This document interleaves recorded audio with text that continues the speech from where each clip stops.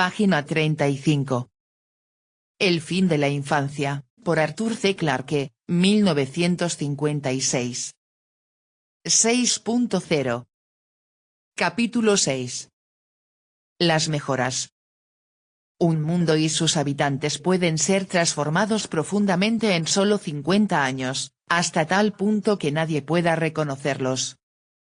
Solo se requiere un hondo conocimiento de los sistemas sociales, una clara visión de los fines que uno se propone. Y poder. Los superseñores tenían todo esto. Aunque sus fines eran un secreto, sabían lo que querían, y disfrutaban de poder. Ese poder tomó muchas formas, y los hombres cuyos destinos eran manejados ahora por los superseñores no advirtieron muchas de ellas. El poder de las grandes naves había sido evidente para todos. Pero detrás de esa exhibición de fuerzas dormidas había otras armas mucho más sutiles. Todos los problemas políticos, le había dicho una vez Karelyen a Stormgren, pueden ser solucionados con una correcta aplicación de la fuerza. Me parece una afirmación bastante cínica, había replicado Stormgren, incrédulo. Se parece demasiado a aquella de el derecho de la fuerza. En nuestro propio pasado el uso de la fuerza nunca resolvió nada. La palabra clave es correcta. Ustedes nunca tuvieron verdadera fuerza, ni los conocimientos necesarios para aplicarla. Hay siempre modos correctos e incorrectos de encarar un problema. Supongamos, por ejemplo, que una de sus naciones, guiadas por algún jefe fanático, trata de rebelarse contra mí. El modo incorrecto de responder a ese desafío sería el de unos pocos millones de caballos de fuerza bajo la forma de bombas atómicas. Si uso bastantes bombas la solución sería completa y definitiva. Pero sería también, como ya lo he señalado, incorrecta. Aunque no tuviera otros defectos. ¿Y la solución correcta? Requeriría el poder de un pequeño transmisor de radio, y otros dispositivos similares. Pues es la aplicación de la fuerza, y no su cantidad, lo que importa. ¿Cuánto hubiese durado, pregunto, la carrera de Hitler como dictador de Alemania si una voz le hubiese hablado constantemente al oído? O si una única nota musical, bastante alta como para borrar todos los otros ruidos e impedirle dormir, le hubiese traspasado el cerebro día y noche? Nada brutal, como ve. Sin embargo, en última instancia, tan irresistible como una bomba de tritio. Ya veo, dijo Stormgren. ¿Y no hubiera podido esconderse? En ningún sitio al que yo no pudiese enviar mis aparatos. Y por esa misma razón nunca tuve que usar realmente métodos drásticos para mantener mi poder. Las grandes naves, pues, no habían sido más que símbolos. Ahora el mundo sabía que todas menos una habían sido unos barcos fantasmas. Sin embargo, por su sola presencia, habían alterado la historia de la humanidad. Habían cumplido su labor, y sus triunfos habían sobrevivido como para resonar a través de las edades. Los cálculos de Karelyen habían sido exactos.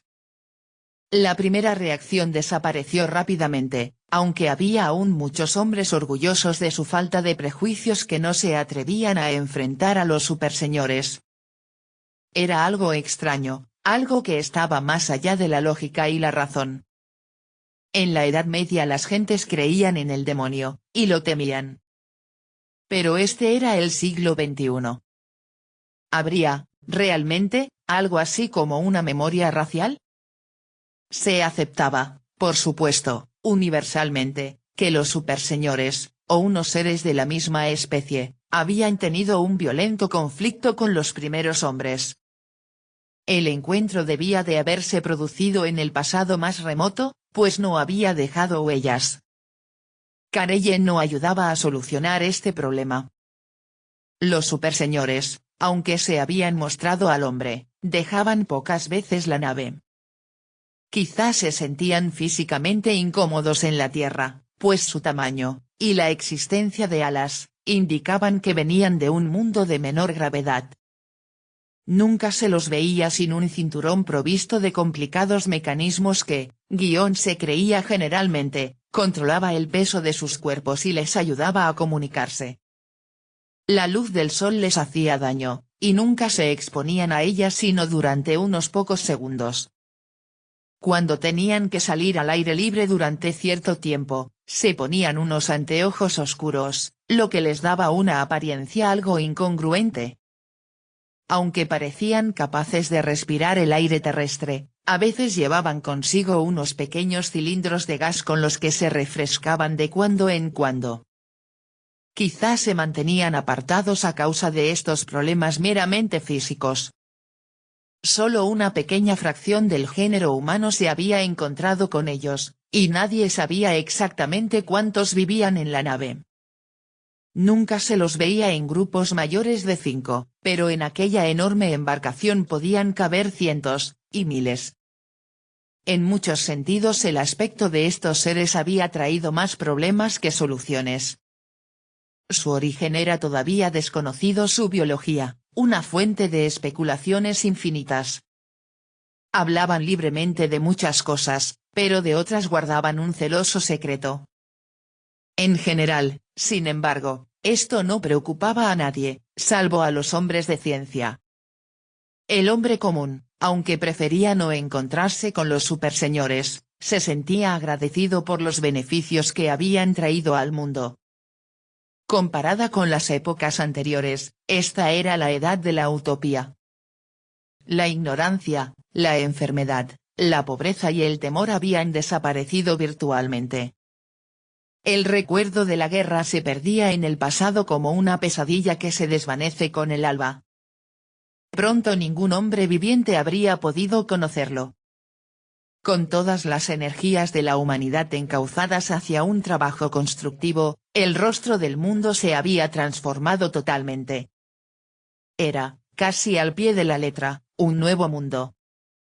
Las ciudades en que habían habitado las generaciones anteriores habían sido reconstruidas, o conservadas como ejemplares de museo cuando no servían para ningún propósito útil.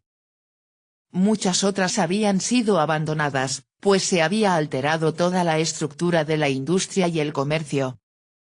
La producción era en su mayor parte automática. Las fábricas de robots producían bienes de consumo en una corriente incesante, de modo que todas las necesidades ordinarias de la vida estaban virtualmente satisfechas. Los hombres trabajaban para procurarse algunos lujos, o no trabajaban. Era un mundo unido. Los antiguos nombres de los antiguos países se usaban todavía, pero solo para designar distritos postales. No había nadie en la tierra que no supiese hablar inglés, que no supiese leer, que no tuviese a su alcance un aparato de televisión, que no pudiese visitar el otro extremo del planeta antes de 24 horas. Los crímenes habían desaparecido prácticamente. Se habían hecho tan innecesarios como imposibles. Cuando a nadie le falta nada, no hay motivo para robar. Por otra parte, todos los criminales en potencia sabían muy bien que no podrían escapar a la vigilancia de los superseñores. En los primeros días de su gobierno estos habían intervenido con tanta eficacia en defensa del orden y de la ley que nadie había olvidado la lección. Los crímenes pasionales, aunque no inexistentes, eran muy raros, la mayor parte de los problemas psicológicos había desaparecido, y la humanidad era mucho más cuerda, y menos irracional. Y aquello que en otras edades se hubiese llamado vicio no era más que excentricidad o, cuanto más, malos modales. Un cambio muy notable era la desaparición de aquel ritmo enloquecido que había caracterizado al siglo XX. La vida transcurría con más lentitud que nunca. Había, por lo tanto, menos alicientes para algunos pocos pero mayor paz para la mayoría. El hombre occidental había vuelto a aprender lo que el resto del mundo nunca había olvidado, que la holganza no era algo pecaminoso, y que la pereza no era un signo de degeneración. Cualesquiera que fuesen los problemas que trajese el futuro, el tiempo no pesaba sobre los hombres. la educación era mucho más larga y profunda. Pocas personas abandonaban el colegio antes de los 20 años. Y esto era simplemente la primera etapa, ya que después de algunos viajes, y cuando la experiencia les había ensanchado las mentes, volvían a los 25 por otros 3 años. Y no dejaban de seguir algunos cursos, de cuando en cuando, y durante toda la vida, para estudiar algunos temas que les interesaban muy particularmente. Esta prolongación de la educación, hasta mucho más allá del fin de la adolescencia, había traído consigo varios cambios sociales. Generaciones y generaciones habían advertido la necesidad de algunos de esos cambios, pero se había evitado siempre enfrentar el problema. O se lo había ignorado. En particular, las costumbres sexuales, hasta donde es posible hablar aquí de costumbres, habían sufrido una profunda alteración. Dos inventos, que irónicamente eran de origen puramente humano, y que nada debían a los superseñores, las habían hecho trizas. El primero era un infalible contraconceptivo, una píldora. El segundo era un método igualmente seguro, tan exacto como el sistema dactiloscópico y basado en un minucioso análisis de la sangre, para identificar al padre de cualquier niño. El efecto de esos dos inventos sobre la sociedad terrestre solo puede ser descrito como devastador. Los dos habían borrado definitivamente los últimos restos de las aberraciones puritanas. Otro gran cambio, la extrema movilidad de los habitantes del mundo. Gracias al perfeccionamiento del transporte aéreo todos podían ir a cualquier parte y en cualquier momento. Había más espacio en los cielos que en los caminos, y el siglo XXI había repetido, a gran escala, la gran proeza americana de poner a toda una nación sobre ruedas. Había dado alas al mundo. Aunque no literalmente. El avión común de uso privado carecía de alas, y de todo plano visible de suspensión. Hasta las incómodas paletas de los viejos helicópteros habían desaparecido. Sin embargo, los hombres no conocían la antigravedad, solo los superseñores gozaban de este último secreto. Los vehículos aéreos de los hombres estaban impulsados por fuerzas que los hermanos Wright hubiesen podido entender. Las turbinas de reacción, usadas tanto directamente como en forma más sutil, en distintas posiciones, impulsaban los aparatos hacia adelante y los mantenían en el espacio.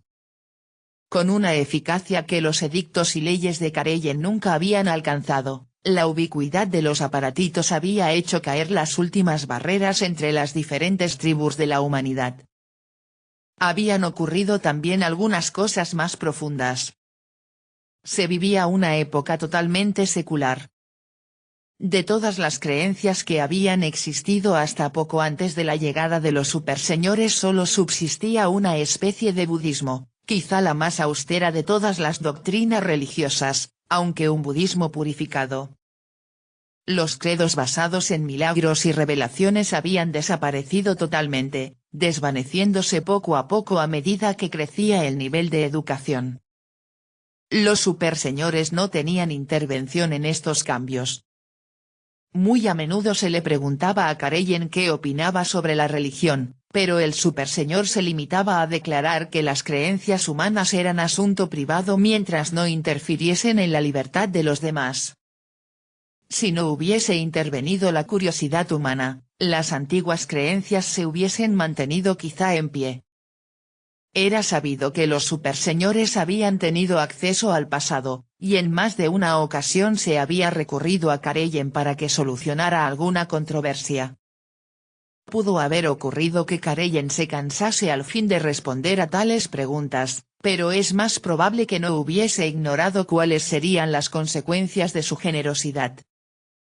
El instrumento que entregó en préstamo al Instituto de Historia Universal no era más que un receptor de televisión con un complicado sistema de controles para establecer ciertas coordenadas en el tiempo y el espacio. El aparato debía de estar conectado de algún modo con una máquina mucho más compleja, instalada en la nave de Karellen, y que funcionaba de acuerdo con principios inimaginables. solo había que ajustar los controles e inmediatamente se abría una ventana al pasado. De este modo casi toda la historia humana de los últimos 5000 años era accesible a los hombres. La máquina no funcionaba más allá de los 5000 años, y había además algunos blancos desconcertantes en todas las edades. El fenómeno se debía quizá a alguna causa natural, aunque también podía tratarse de alguna censura deliberada, ejercida por los superseñores. Aunque las mentes racionales habían sabido siempre que todos los textos religiosos no podían ser verdaderos, la reacción fue sin embargo muy notable. Allí estaba la revelación que nadie podía negar o poner en duda. Ahí estaban, vistos gracias a una desconocida magia de los superseñores, los verdaderos comienzos de todas las grandes religiones del mundo. Casi todas eran nobles e inspiradoras. Pero eso no bastaba. En solo unos pocos días todos los redentores del género humano perdieron su origen divino. Bajo la intensa y desapasionada luz de la verdad, las creencias que habían alimentado a millones de hombres, durante 2000 años, se desvanecieron como el rocío de la mañana. El bien y el mal fabricados por ellas fueron arrojados al pasado. Ya nunca volverían a conmover el alma de los hombres. La humanidad había perdido sus antiguas divinidades. Ahora era ya bastante vieja como para no necesitar dioses nuevos. Aunque muy pocos lo notaron, la pérdida de la fe fue seguida por una declinación de la ciencia. Había muchos técnicos, pero pocos pensadores originales que extendiesen las fronteras del conocimiento humano. Aún persistía la curiosidad, y había bastante ocio como para complacerse en ella, pero el motivo fundamental de la investigación científica había desaparecido. Parecía totalmente inútil pasarse la vida investigando secretos ya descubiertos, probablemente, por los superseñores. Esta decadencia había sido ocultada, en parte, por un enorme desarrollo de las ciencias descriptivas, como la zoología, la botánica y la observación astronómica. Nunca había habido tantos aficionados a coleccionar hechos científicos, pero muy pocos teóricos trataban de relacionar esos hechos. El fin de las luchas y conflictos de toda especie había significado también el fin virtual del arte creador. Había millares de ejecutantes, aficionados y profesionales, pero, sin embargo, durante toda una generación, no se había producido en verdad ninguna obra sobresaliente en literatura, música, pintura o escultura. El mundo vivía aún de las glorias de un pasado perdido. Nadie se preocupaba, excepto unos pocos filósofos. La raza humana estaba demasiado entretenida saboreando la libertad recién descubierta como para mirar más allá de los placeres del presente. La utopía había llegado al fin, y no había sido atacada aún por el enemigo supremo de todas las utopías: el aburrimiento. Quizá Karelyen tenía también una respuesta para este problema. Nadie sabía aún, después de toda una vida, cuál podría ser el propósito final de los superseñores. La humanidad había aprendido a confiar en ellos, y a aceptar sin más el altruismo supremo que había traído a Karelyen y a sus compañeros a este destierro tan prolongado. Si se trataba, realmente, de altruismo. Pues todavía había algunos que se preguntaban si la política de los superseñores coincidiría siempre con los verdaderos intereses de la humanidad. Página 39.